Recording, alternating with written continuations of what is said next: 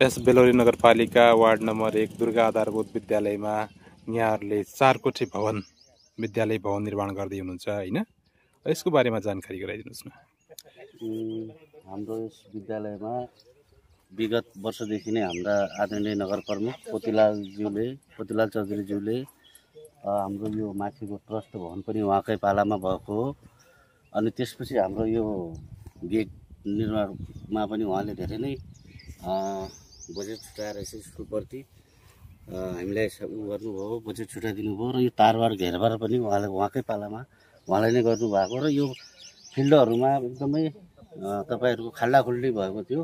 यसमा पनि हाम्रो आदरणीय नगर प्रमुखज्यूले बजेट विनियोजित गरिदिनु भएको थियो र अहिले हामीले यता पनि हाम्रो जमिनहरू छुटाउने छौँ। घरहरू छन्, उहाँलाई घरवालाले पनि अब हामी बर्खापछि घरहरू उठाउँछौँ र हाम्रो स्कुलको जमिन छोड्छौँ भन्ने कुरा सहमति भएको छ र यसरी अहिले यो 4 कोठे भवनको पनि काम सुरुवात भएको छ। यसमा पनि हाम्रो आदरणीय प्रमुख पोतीलाल चौधरीको अहम भूमिका छ भनौँ। यसलाई उहाँले यस स्कुलप्रति धेरै नै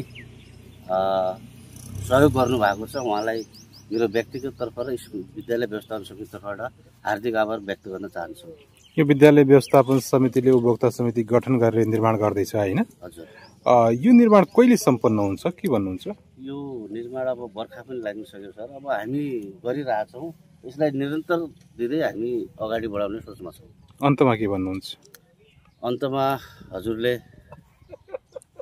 यहाँ आएर हाम्रा भनाइहरू राख्ने मौका दिनुभएकोमा हजुरलाई विशेष धन्यवाद। साथै हाम्रा शिक्षा शाखा प्रमुखज्यू लगायत हाम्रा कम्प्युटर अपरेटरज्यू, हाम्रा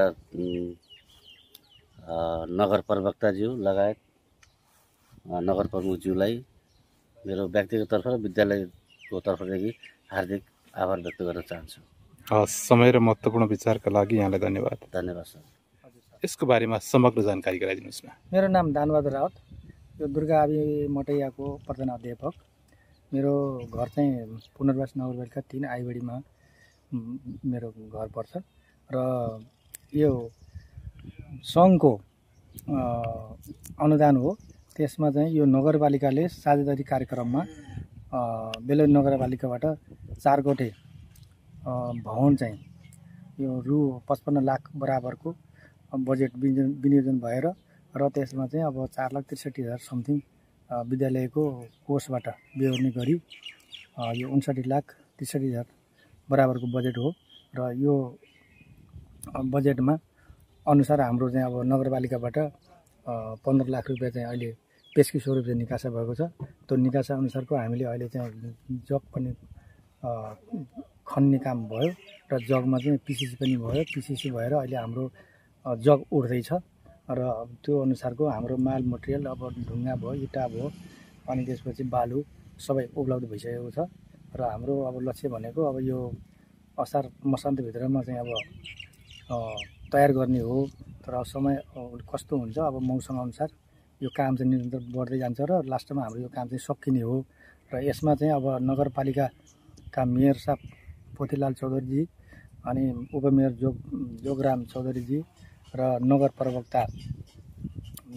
प्रवक्ताज्यू र त्यसपछि हाम्रो शिक्षा शाखाका अमित प्रसाद भट्टज्यू र कम्प्युटर अपरेटर हाम्रो अशोक पाण्डेज्यू र नगरपालिका समस्त कर्मचारीहरूबाट हाम्रो विद्यालयले राम्रो यो शैक्षिक गतिविधि र विद्यार्थीको सिकाइ उपलब्धि अनुसार र यो अहिलेको हाम्रो 2081 को यो कक्षा 8 को चाहिँ परीक्षामा हाम्रो विद्यार्थीहरू 20 जना समावेश भएका थिए र त्यसमा चाहिँ हाम्रो फर्स्ट लटमै हाम्रो 15 जना विद्यार्थी उत्तीर्ण हुन सफल र 5 जनाले मौका परीक्षा पाएका थिए। त्यसमध्येमा 3 जना त्यसमा पनि सफल भएर 2 जना चाहिँ अनुत्तीर्ण भए र 20 मा 18 जना पास भए र यो सबै समग्र हिसाब किताबले गर्दाखेरि हाम्रो विद्यालयको बेलौरी नगरपालिकाबाट उच्च मूल्याङ्कन भएर अनि यो विद्यालयको भवन चाहिँ परेको हो र यसमा अब हाम्रो शिक्षक स्टाफ सबैको योगदान छ र विवेशको अध्यक्षजी हाम्रो उपेन्द्र बहादुर साई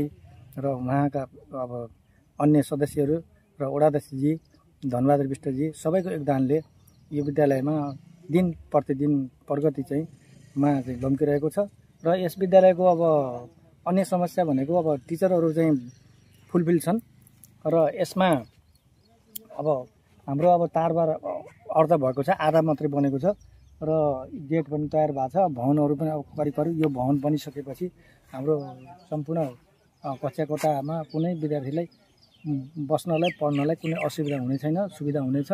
र यसमा हाम्रो एउटा समस्या भनेको अहिले हाल आएर यो आधा चाहिँ बाँकी छ हाम्रो पछाडिपट्टिको यो दक्षिणी बेल्टतिरको विद्यालयको दक्षिणी बेल्टतिर यो तारबार गर्नुपर्ने छ र यसको लागि चाहिँ अब नगरपालिकाले पहल गरेर यो तारबार चाहिँ गरिदियो भने यो विद्यालयको अब समुच्च विकास भएको मानिनेछ र अब समयअनुसार विकासको क्रमअनुसार मागहरू त प्रत्येक वर्ष थपिँदै जान्छन्, त्यो अब समयअनुसार फेरि त्यो पुरा हुँदै जानेछ।